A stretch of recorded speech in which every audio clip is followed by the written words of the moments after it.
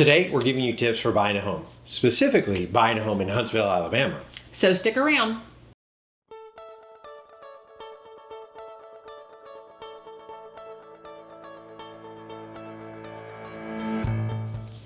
Hello everyone, and welcome to the Rocket City Homes channel. If you've been paying any attention at all to the real estate market here in the Huntsville area, you know that buying a home right now can be super competitive. So we want to help those who are looking to buy to put their best foot forward in making an offer on a home. The first tip we have for you is to be quick when looking at homes. What we mean by that is when a home hits the market or pops up on the MLS that matches your criteria, get a hold of your agent as quickly as possible to go see it. Something that we're seeing right now is a new listing for a home going active on a Wednesday or Thursday, and then they only are accepting offers through the weekend. Yep. And there may be an open house planned, and the agent or the owners want to wait until after it's over to build up that interest to see what kind of activity they can get. When that's the case, then be prepared for a multiple offer situation.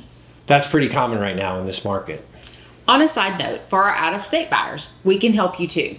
Absolutely. If you are moving to Huntsville from out of state, we can help you by doing a virtual tour of the property.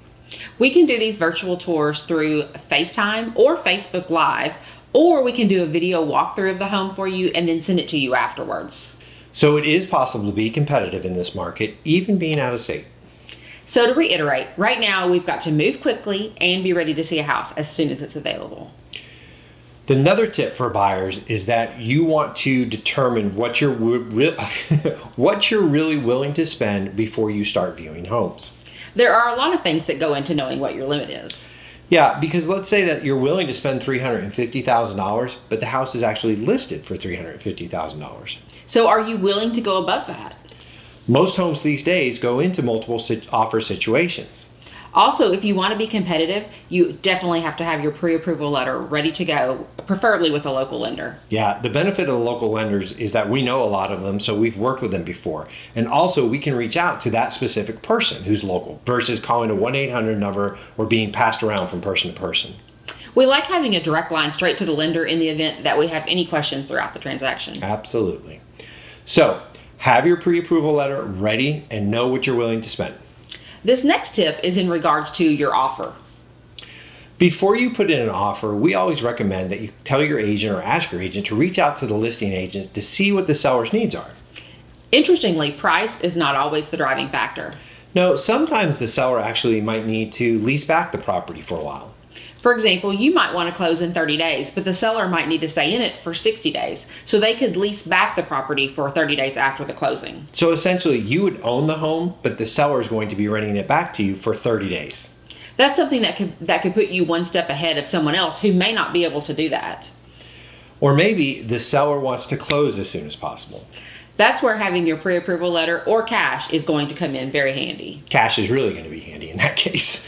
Or maybe the seller is driven 100% by the money, and whoever sends the highest bid will be the winner. Mm-hmm. All that to say that finding out what the seller's motivation is can help your terms out. It's not always price. There are many extenuating circumstances. So find out what the seller wants to put you in the best position. For pricing, you can even use what's called an escalation clause.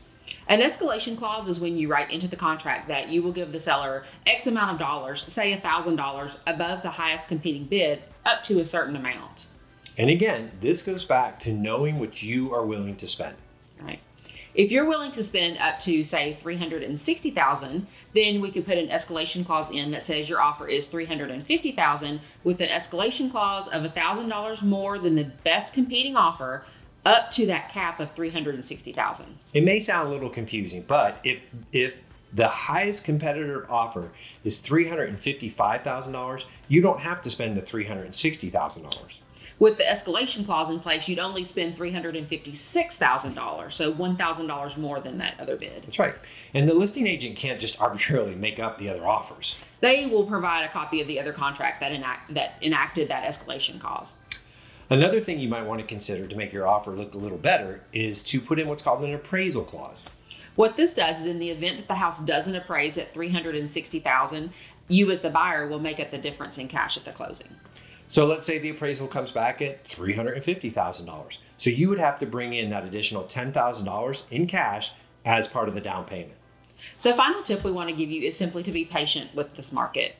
While it does move very quickly for seeing a home and submitting an offer, it can be painfully a long process waiting to hear back on your offer. So just try to be patient and make sure that you're staying educated on the homes that you're going to see, because that's going to help you be more effective when you go to put your offer in. You'll start to learn what homes in certain neighborhoods are going for, which will help you know what the values actually are. After you've been in a couple of homes, you're going to have an idea of what house is probably going to go for and how quickly. Yeah. And this can help you figure out how you're going to make your offer look the best. To help you out further, we have a buyer's guide to help you with the buying process. Check out the links in the video description to find it.